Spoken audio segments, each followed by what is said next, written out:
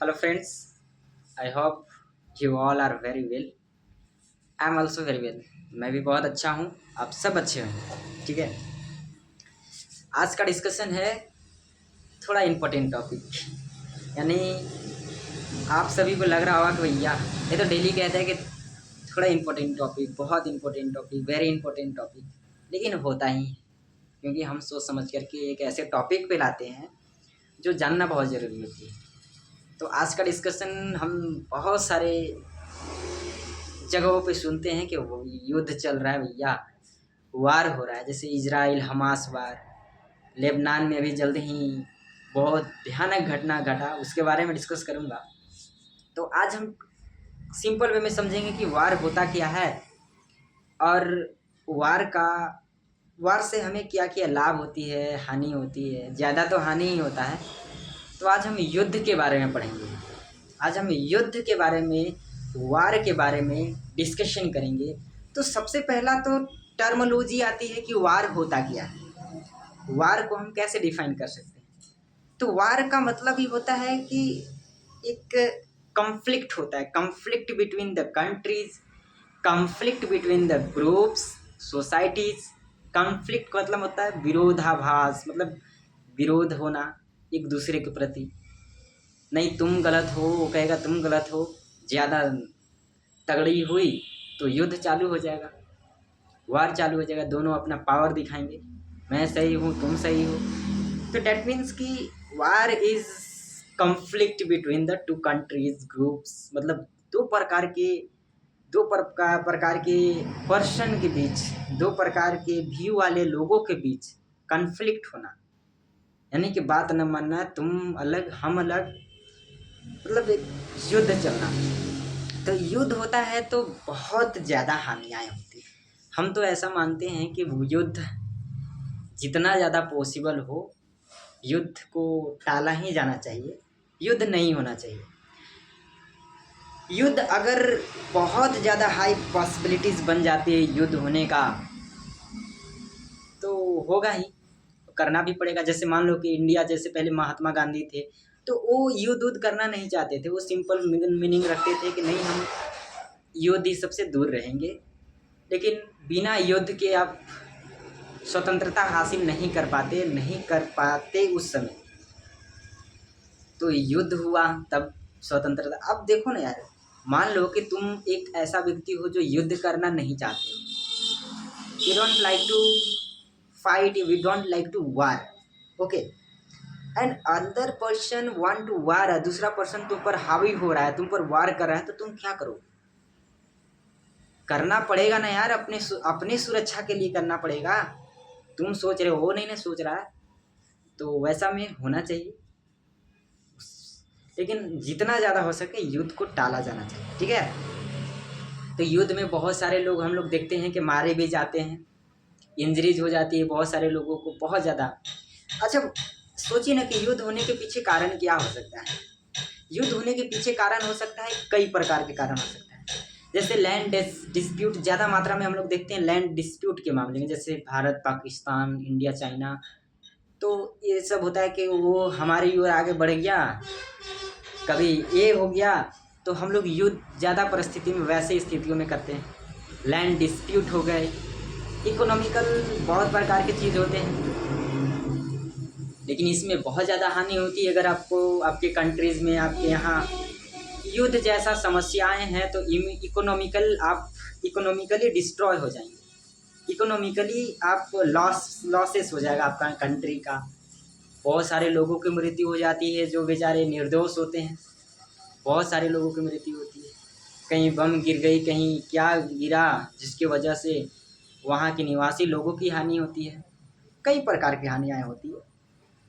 लेकिन युद्ध से बहुत ज़्यादा हार्मफुल है, बहुत ज़्यादा हानि होती है। लेकिन आजकल तो डिजिटल कहते हैं ना, डिजिटल का ज़माना आया है, अब युद्ध भी बहुत खतरनाक हो रहा है।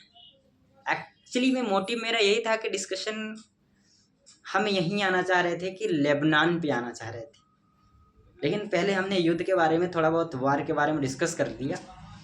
अब हम डिस्कस करेंगे लेबनान में एक घटना घटी है, बहुत भयानक घटना। जैसे अब युद्ध तो हम लोग तो तैयार ही रहते हैं ना, मतलब हमले के अंदर भी रहता है कि फौज बनेंगे, चाहे जो भी लोग फौज बनना चाहते हैं उनके अंदर यही खाली भावना रहता है कि भैया मैं ऐसा दिमाग लगाऊंगा, ऐसा युद्ध करूंगा, किसी से नहीं पिटाऊंगा, ऐसा करूंगा, वैसा करूंगा। तो लेबनान में एक ऐसा घटना घटा जो बहुत ही डेंजरस घटना है। इजराइल के द्वारा जो वो पैग नाम के कुछ था, जो छोटे छोटे मोबाइल जैसे थे, थोड़े मतलब उसमें सिर्फ था कि लोकेशन नहीं होता था, लोकेशन से आप ट्रैक नहीं कर पाते थे, कर पाएंगे उसको, लोकेशन नहीं होती थी, सिर्फ मैसेज जाता था कि क्या करना है, कहाँ क्या करना है।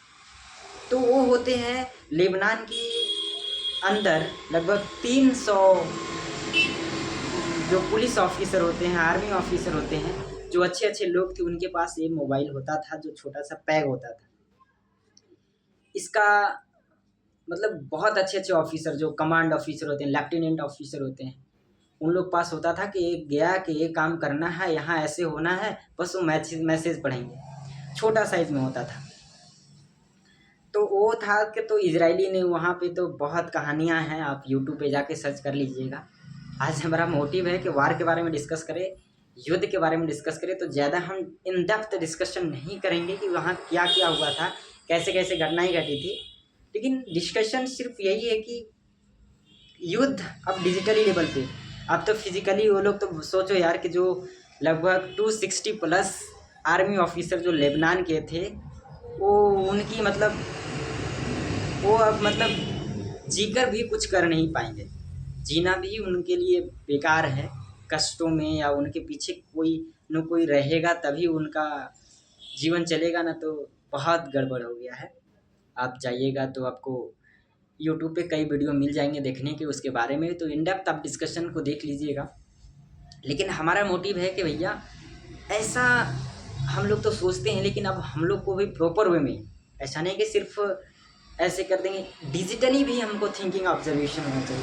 वो लोग भी जो 260 प्लस ऑफिसर तो सोच करके रखे होंगे ना कि हमारा युद्ध अगर किसी से होगा तो हम ऐसे कमांड संभालेंगे, ऐसे युद्ध में डिसीजन लेंगे, ऐसे मारेंगे, ऐसे करेंगे, हम जीतेंगे। लेकिन देखो ना, उन लोग कुछ भी नहीं चला, बंदूक भी नहीं चली, कुछ भी नहीं हुआ, और लगभग 260 प्लस आर्मी ऑफिसर, लेफ्टिनेंट, ये सब बहुत सारे लोग की मृत्यु समान घटना घट गई, जो लोग अब कुछ नहीं कर पाएंगे।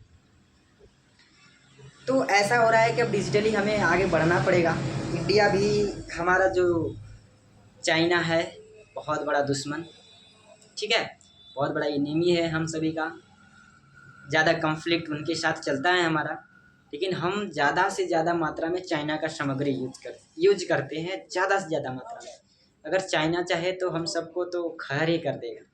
तो ऐसा है कि चाइना चाहे तो हम सबको तो उड़ा सकता है, जैसे लेबनान में घटना घटी है।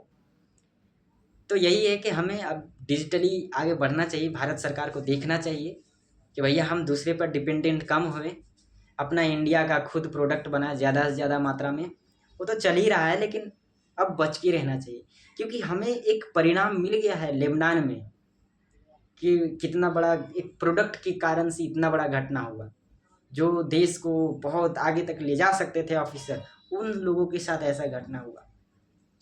तो इंडिया को भी थोड़ी बच करके चलना पड़ेगा।